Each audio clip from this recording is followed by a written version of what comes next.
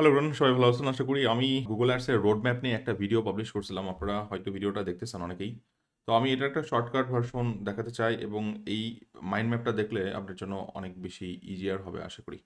এবং এই ভিডিওটাই বেসিক্যালি আমি ডিসকাস করছিলাম। এটা লাস্ট ডেটে আপলোড করছি, অনেকেই দেখছেন। Thank you so much for supporting. আর বেসিক্যালি এই স্লাইডটা নিয়ে আমি অ্যাকচুয়ালি ডিসকাস করছিলাম এবং এই স্লাইডটা আপনাদের সাথে আমি শেয়ার করে দিব। ওকে, মাইন্ড ম্যাপটা বেসিক্যালি আপনাদের শেয়ার করলে ভিজুয়ালি আপনারা অনেক ভালো মতো কানেক্ট করতে পারবেন। কারেক্ট। সো আমরা গুগল অ্যাডসের জন্য 2026-এর যে গাইড, এখানে কি ধরনের ক্যাম্পেইন রান করতে পারি, এখানে দেখেন সার্চ অ্যাড, যেটা টেক্সট বেস অ্যাড, এছাড়া পারফরমেন্স ম্যাক্সে বেসিক্যালি এটা এআই ড্রিভেন টোটালি এবং সব ধরনের প্ল্যাটফর্মকে টাচ পয়েন্ট হিসাবে ধরা, আর সব ধরনের ক্রিয়েটিভ অথবা অ্যাসেটগুলো এখানে আমরা ব্যবহার করে থাকি। ডিসপ্লে আলাদাভাবে তো আছে ব্র্যান্ডিং পারপোজে। শপিং, যেটা বেসিক্যালি প্রোডাক্ট লিস্টিংয়ের জন্য ইউজ করা হচ্ছে। ইউটিউবের মাল্টিপল ফরম্যাট রয়েছে প্রমোশনের জন্য, যেখানে ব্র্যান্ডিং প্লাস সেল শপিং সব কিছু এটার ভিতরে আছে।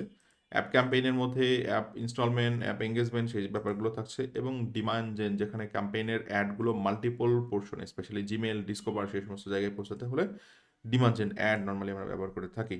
এখানে কোর কনসেপ্ট অ্যাকচুয়ালি কি, কোর কনসেপ্ট যখন আমরা কোনো একটা অ্যাড রান করব, সেই অ্যাড রান করার পরে যে সমস্ত জিনিসগুলো আমাদেরকে রেগুলার চেক দিতে হবে, সেই জিনিসগুলো হচ্ছে অ্যাড র্যাঙ্ক, এরপরে কোয়ালিটি স্কোর, এছাড়া কি ম্যাট্রিক্স যেগুলো সিপিসি, সিটিআর, সিপিএ, আরওএস, এই সমস্ত জিনিসগুলো, এবং কনভার্সন ট্র্যাকিং যেগুলো আমরা করব। যদিও অ্যাড র্যাঙ্ক আমরা ডিরেক্টলি চেক দিতে পারি না, কিন্তু আমরা যেটা করতে পারি সেটা হচ্ছে কোয়ালিটি স্কোর চেক দিতে পারি।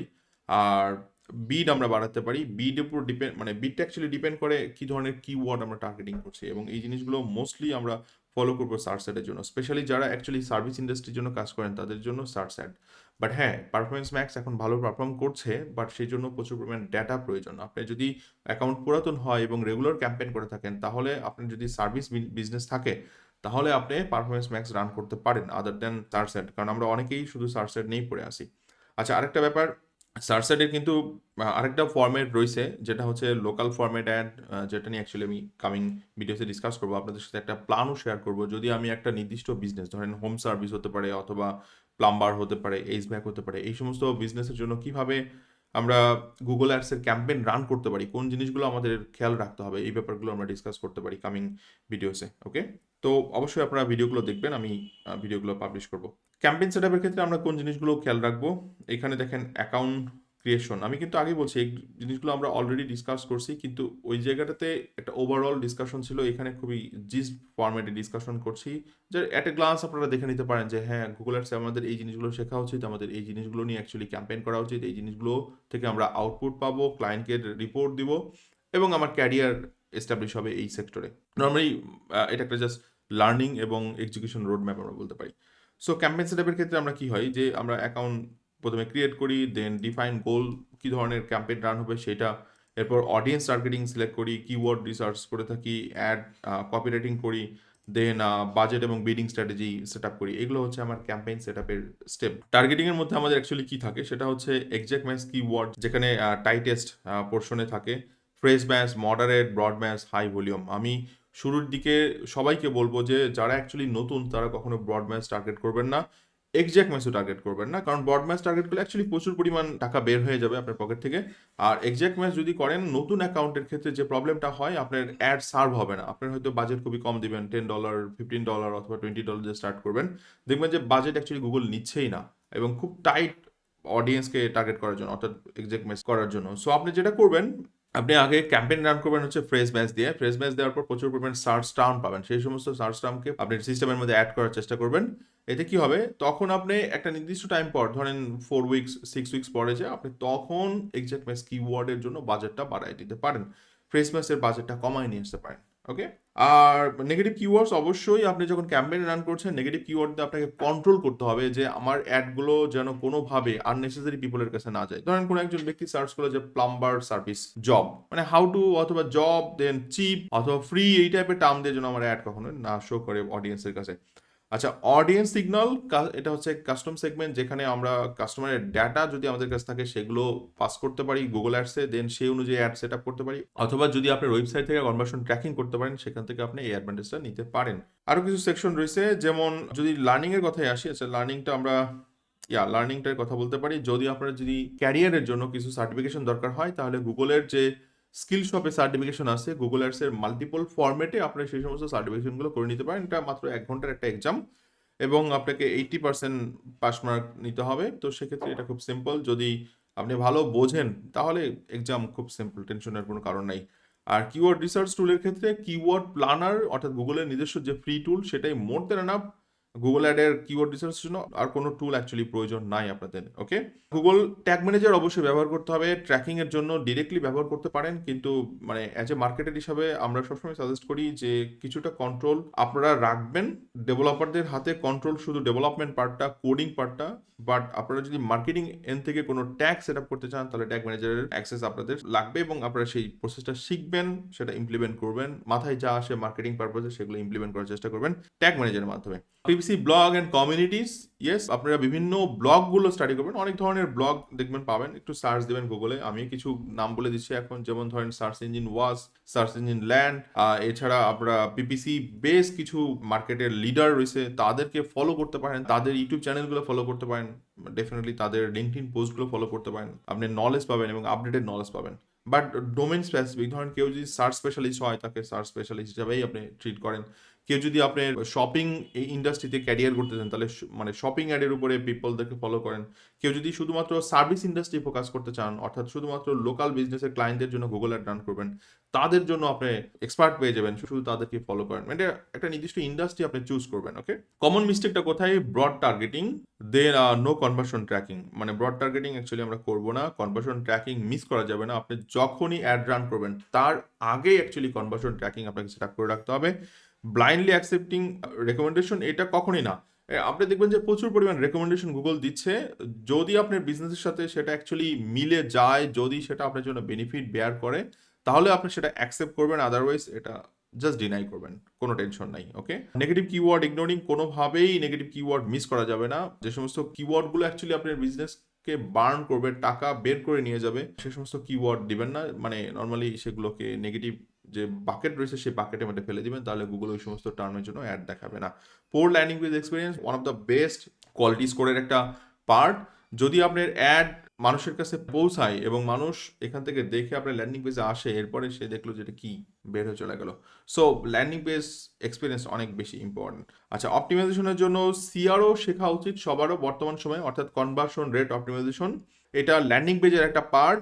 ভালো মতো অ্যাড রান করতে হয় এবং সেখান থেকে রেজাল্ট আনতে হয় এবং খুব ভালো পার্সেন্টেজে রেজাল্ট আনতে চাই। ধরেন আমি বললাম যে $100 খরচ করছি, $500 চাচ্ছি। নর্মালি ক্লায়েন্ট এরকমই চাই যে 5x অন অ্যাড রিটার্ন, এইভাবে চাই। সো 5 গুণ বেশি হতে হলে আপনার অনেকগুলো ফ্যাক্টরের মধ্যে একটা বড় ফ্যাক্টর হচ্ছে সিআরও, মানে হচ্ছে conversion optimisation. And conversion optimisation এটা একটা স্কিল এবং এই স্কিলটা বেসিক্যালি টুল দিয়ে ইমপ্লিমেন্ট করা হয়। মানে আপনি স্কিল শিখবেন বাট ইমপ্লিমেন্টেশনটা টুল দিয়ে করা হবে। মার্কেটে অনেক ধরনের টুল আছে, যেমন আমার মধ্যে বেস্ট টুল হচ্ছে VWO, আমি অনেকদিন হলো ইউজ করি। আপনারা সেটা ব্যবহার করতে পারেন এবি টেস্টিং এর জন্য।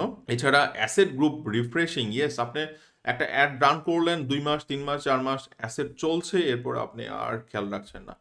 হয়তো আপনি এখান থেকে রেভিনিউ পাচ্ছেন, কিন্তু আরো বেটার রেভিনিউ পেতে হলে সিস্টেমকে প্রচুর পরিমাণ রিফ্রেশ, অ্যাসেট মানে ধরেন হেডলাইন, দেন আপনার কপিরাইটিং এর বিশেষ করে ডেসক্রিপশনগুলো, এছাড়া ইমেজ, ভিডিও, এই জিনিসগুলো প্রোভাইড করতে হবে। ওকে, ইউআরএল এক্সক্লুশন সেটা হচ্ছে পিম্যাক্স এর জন্য, দেন ডিভাইস লোকেশন বিট অ্যাডজাস্টমেন্ট। যদি দেখেন কোনো ডিভাইসে ভালো রেজাল্ট আসতেছে তাহলে আপনি ডিভাইস অনুযায়ী বাজেট বাড়াই দিতে পারেন, যে মোবাইলে আমি 10% বাড়াই দিলাম।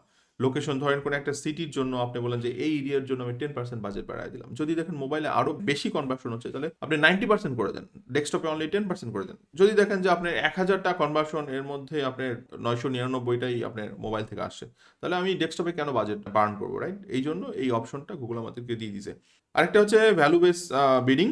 দেখেন, ভ্যালু বেস বিডিং এর কনসেপ্টটা আমি ভিডিওতে ডিসকাস করছি, কামিং অনেকগুলো ভিডিওতে ডিসকাস করছি। এখানে ভ্যালু বেস বিডিং নর্মালি শুরুতে আমরা করতে পারবো না। একটা অ্যাকাউন্টে নির্দিষ্ট পরিমাণ কনভার্সন লাগবে এবং শুধু অ্যাকাউন্ট না, ক্যাম্পেইন লেভেলে লাগবে। সো শুরুতে আমরা টিসিপিএ করতে পারি, আর টিসিপিএ হচ্ছে টার্গেট কস্ট পার অ্যাকুইজিশন অথবা অ্যাকশন, যেটা বলি না কেন, এটা শুরুতে করতে পারি, যেখানে ম্যাক্সিমাইজ ক্লিককে টার্গেট করতে পারবো অথবা ম্যাক্সিমাইজ কনভার্সনকে টার্গেট করতে পারবো।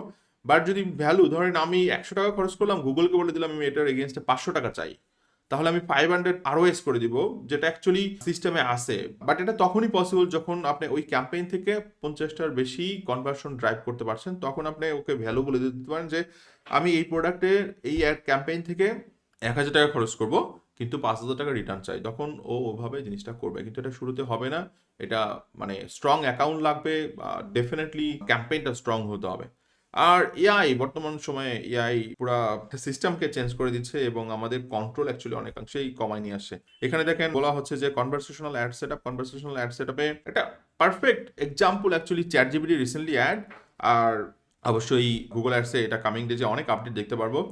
দেন এআই পাওয়ার্ড প্রিডিক্টিভ বিডিং, এটা অনেকগুলো ব্যাপার নিয়ে আমরা ডিসকাস করবো কামিং ভিডিওতে। বেশ কিছু টেকনিক্যাল জিনিস রয়েছে এখানে। AI overview and search solutions, যেটা অ্যাকচুয়ালি বর্তমান সময়ে আমরা পাচ্ছি একটা সার্চ দিলে। আগে যেমন আমরা বলতাম যে গুগল অ্যাডসে ভালো পারফর্ম করতে হলে এসইও করাটা উচিত, এবং ভালো এসইও হলে গুগল অ্যাড অ্যাকচুয়ালি ভালো পারফর্ম করে, এটা ট্রু।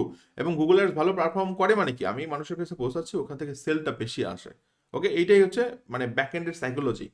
এখনকার সময়ে গুগল অ্যাডস ভালো পারফর্ম করাতে হলে আমাদেরকে জিওর উপরে বেশি প্রায়োরিটি দিতে হবে। আগে হচ্ছে সার্চ ইঞ্জিন অপটিমাইজেশন যেটা বলতাম, ওটা এখনো আছে, এখনো করতে হবে। সাথে সাথে জেনারেটিভ ইঞ্জিন অপটিমাইজেশনের উপরে আমাদেরকে ফোকাস করতে হবে। At the same time LLM SEO, সেটার উপরে আমাদেরকে ফোকাস করতে হবে। ক্লিন ডাটা রিকোয়ারমেন্ট, আপনি যখন কোনো ক্যাম্পেইন করবেন কোনো লিকেজ থাকা যাবে না। ক্লিন ডাটা, যেটা actually fresh data. Google ads এর ডাটার উপরে সবসময় ডিপেন্ডেন্ট হবে না, আপনি অবশ্যই জিএফ4 এর ডাটার উপর ডিপেন্ডেন্ট হবে, কারণ দুইটা ডাটা আপনাকে মিলাতে হবে, চেক দিতে হবে। এবং থার্ড পার্টি অনেক টুল আছে। অ্যাকচুয়ালি একটা ক্যাম্পেইন করলাম, সেই ক্যাম্পেইন শুধু গুগল অ্যাডের ডাটার উপরে আমরা ফোকাস থাকবো না। এবং আরেকটা হচ্ছে হিউম্যান ওভারসাইট প্রায়োরিটি। সো দেখেন, অনেকগুলো ব্যাপার আমি এখানে ডিসকাস করলাম। এই টপিকগুলো আপনারা কোনো না কোনো ভাবে আগে জেনে আসেন, যদি আগে কাজ করে থাকেন। যদি নিউবি হন, তাহলে অনেক কিছু আপনাদের কাছে নতুন, মানে সমস্ত কিছুই নতুন আমি বলবো। তো সেক্ষেত্রে আগে এই পুরো ভিডিওটা দেখে নেবেন, যেখানে রোড ম্যাপ 2026 এর আমি কথা বলছি। অ্যাট দ্য সেম টাইম এখানে এই গাইডটা আমি শেয়ার করে দিব, আপনারা এইখান থেকে পুরো ডিটেলসটা নিয়ে নেবেন। আশা করি এইখান থেকে একটা আইডিয়া পাইছেন। মাইন্ড ম্যাপ ভিজুয়ালাইজ করে, এবং ভিজুয়ালাইজ করার ক্ষেত্রে যে সুবিধাটা হয় যে মানুষ মনে রাখতে পারে যে ওকে এরপরে কি স্টেপ ছিল, এরপরে কি স্টেপ ছিল। মানে থিওরিটিক্যাল এর মধ্যে সবচেয়ে বেস্ট মাইন্ড ম্যাপের মাধ্যমে অ্যাকচুয়ালি শেখা। Okay, thank you guys, best of luck. আমরা কামিং ভিডিওসে আরো অনেক কিছু ডিসকাস করব, যেগুলো আপনাদের জন্য মানে গুগলের শেখার ক্ষেত্রে অনেক ইম্পর্টেন্ট